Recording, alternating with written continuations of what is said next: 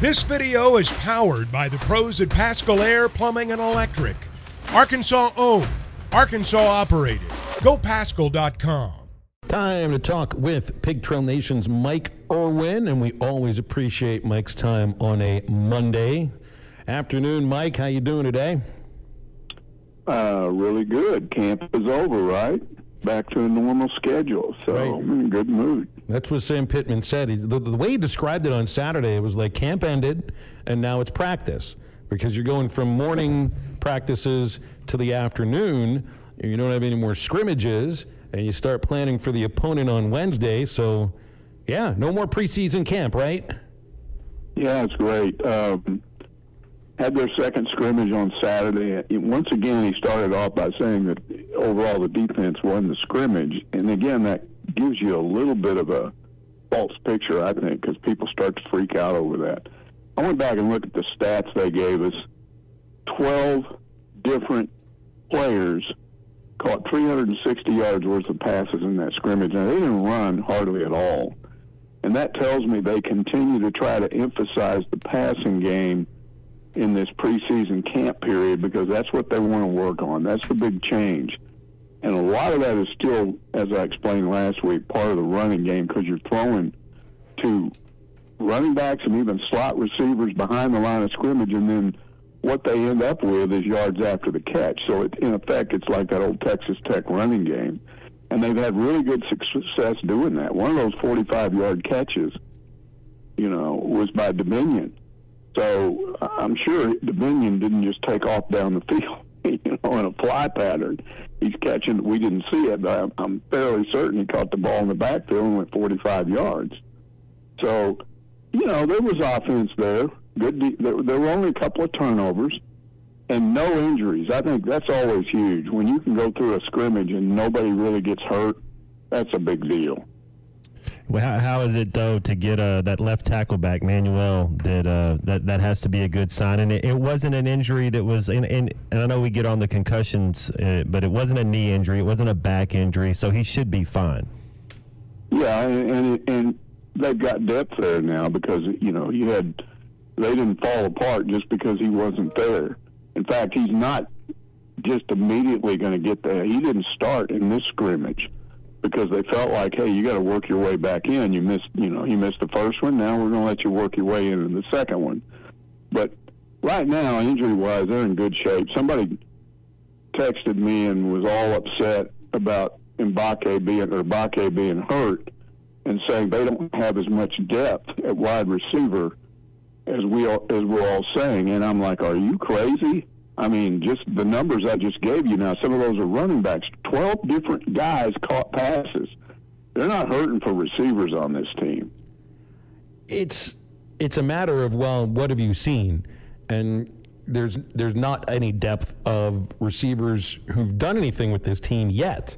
But that doesn't mean that It's not a position of depth. I mean, Sam's talking about a 6-receiver rotation, and that tells me 3 of them that had huge numbers, or in Broden's case, good numbers at lower levels of college football, and then the other 3, and I'm thinking it's Stevens, Wilson, and Satania, and they're all really, really talented. I mean, I think it looks to me like a position of depth. We just haven't seen it play out on the field yet.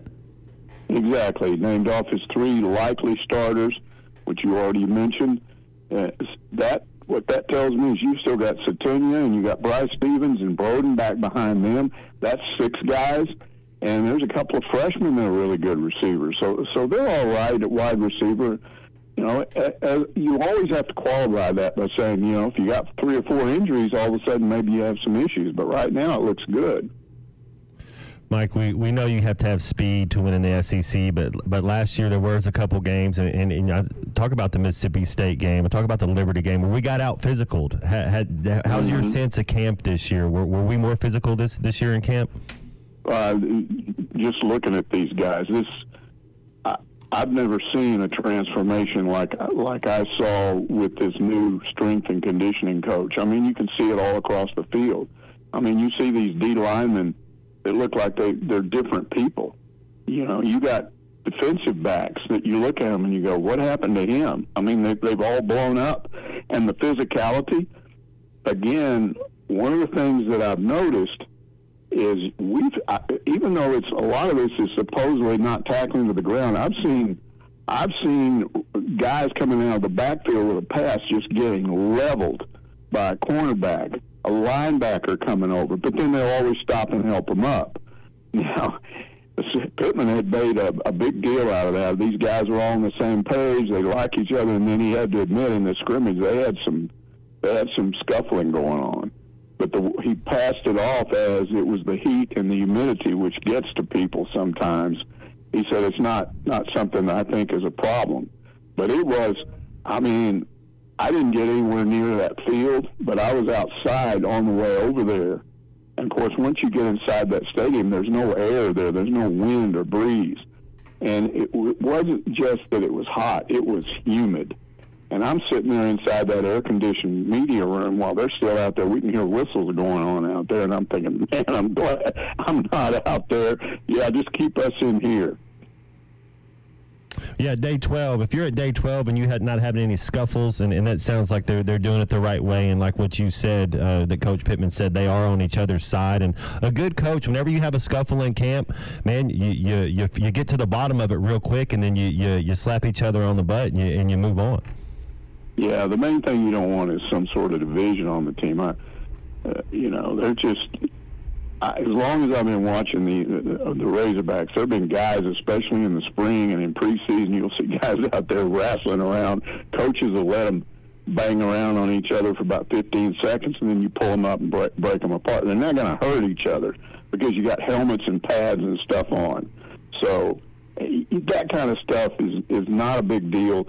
The stuff I would worry about is I think there was some division last year behind the scenes, not so much on the practice field, not so much that we saw in a game, but you just started hearing reports of certain guys not buying in, certain guys mad at them because they're not buying in, and a little bit, just, you guys know, players, they're not robots. They have lives away from the practice field, away from the playing field.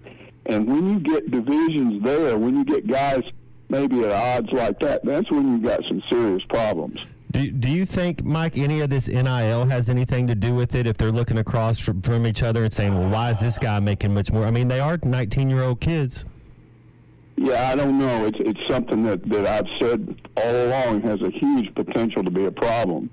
We had this thing where Yurachek got into it with Jay Billis over the internet about this, and I think what Yurachek is basically saying is we're not trying to eliminate NILs. We just want some controls. And Billis is out there wanting to turn college football into pro football. There's got to be some in between there, where people are allowed to do what they, and you guys know how I feel about it. I think they ought to make them part-time employees of the school and everybody gets the same amount. You go talk to guys. Mike, I'm convinced Billis didn't read that editorial at all. He just saw an administrator that put out an editorial. He assumed that it was going to be about. He assumed, based on the headline, that this is an athletics director that's just trying to cap earnings and all of that. When I read his tweet, I'm like, this guy didn't read the editorial, and I would expect better from Jay Billis, but maybe I shouldn't. And to pile on with Matt's question here about. It's not about NIL necessarily. It's about what you're talking about with like some of the things that you heard were going on behind the scenes last year. There is more of that now in college football than ever before just because of the amount of roster turnover. And that's like the great unknown. We've seen examples for the last 30 years since free agency really took hold in the NFL that the team that wins the offseason very rarely has a great regular season and doesn't win the Super Bowl too often. It happens in baseball all the time. I think we could very well be learning that about college football in some aspects now because you just have rosters that are totally remade. And that's why I'm like looking at, all right, so Hugh Freeze did this and that at Ole Miss and this and that at Liberty. It's not going to just change automatically because he brought in X amount of transfers into Auburn. Exactly. I don't think football works that way. Well, and you're looking at guys that transfer in, and then all of a sudden they transfer out about as fast as they transferred in because they're trying to find something, a better situation for themselves instead of making a better situation where they are. It's a cop-out in a lot of cases. There are people trying to fundamentally change this game. And what I say to them is, okay, what do you want to do? You want to turn college football into a version of minor league baseball, split off from the schools and play all these games, and you don't have to go to class and we'll just pay you money? Well, ask anybody if they want to do that. Ask them if they want to watch that. Of course they don't. And again, I'm not saying don't make changes, that every change is bad. But go talk to some of these guys that played in the 70s and the 80s when scholarships weren't even close to what they are now. These cost of attendance scholarships are much more fair to the athletes than they used to be. And yet I talk to old-timers that played here in the 70s, and they're saying, man, I love my time here. So what? So I didn't have meal money on Sunday. I just went out and some fans would feed us. You know, there were players that had boosters or fans that were friendly. They'd go over their house and have a good meal on Sunday. So you always figured out a way to make it work, and you took your whatever laundry money you had. Maybe you went to the movies 2 or 3 times a month. Well, now you got, with a cost of attendance scholarship, you got $800, $900 a month just to spending money. And if they would charter or channel NIL into a monthly payment like that, maybe you could give them another couple of thousand, each couple of thousand a month. What would be terrible about that? Mm-hmm. And, of course, Billis is going to say that if a coach is making $6 million, a player ought to be able to make $2 million, because he's got an NFL mentality about this when we're not talking about the NFL. No, that's right. Mike Irwin with us for just another minute or so. Mike, thoughts on the passing of Keith Stokes? It's unfortunate that, man, we're talking memories of people who were too young, way too often these days, and Keith is the latest. Yeah, what he succeeded in doing was kind of turning Tusk into a fan draw. In other words, when you went to games, now everybody's going up there and getting to meet Tusk, and people like that. They love it, you know. I mean, for so many years, I knew, okay, I got a mascot. Who's the mascot? I didn't know. There was Ragnar one time that busted out and killed some rattlesnakes or something, and you get a story on it. But it wasn't anything where it was people were just talking about the mascot. And that's what he did. He just, everywhere he went, he was a nice guy. He encouraged people to come eat. And sometimes he'd take, I've always been told you can't take those, you know, those animals out of the pigs out of the, you can't lead them around like dogs with a leash. They would go after you. Well, I don't know.